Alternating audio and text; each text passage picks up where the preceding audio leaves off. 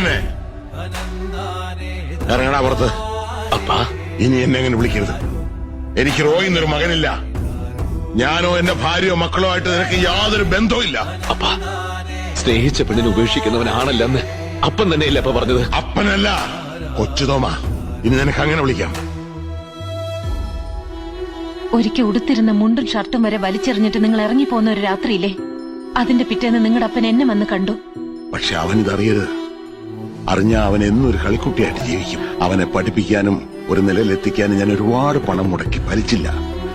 ഇത് ഫീസ് വേണ്ടാത്തൊരു പഠിപ്പായിക്കോട്ടെ അല്ലേ? ഈ പടി ചവിട്ടരുന്ന് പറഞ്ഞിട്ടില്ല എന്നോട്? ചവിട്ടരുതാത്ത പടിയും ചവിട്ടാനുള്ള ചങ്കൂറ്റുകൊണ്ട് പോ. ജീവിതത്തിന്റെ ഫീസില്ലാ കോഴ്സ് ഫസ്റ്റ് ക്ലാസ്സിൽ പാസ്സായി വന്നവനാ. ക്ലൈമാക്സ് എങ്ങനെയുണ്ടപ്പാ? ഇപ്പോഴാടാ നീ ഒരു നായകനായത്. പക്ഷെ നല്ല നടൻ ഇപ്പോഴും അപ്പൻ തന്നെയാ.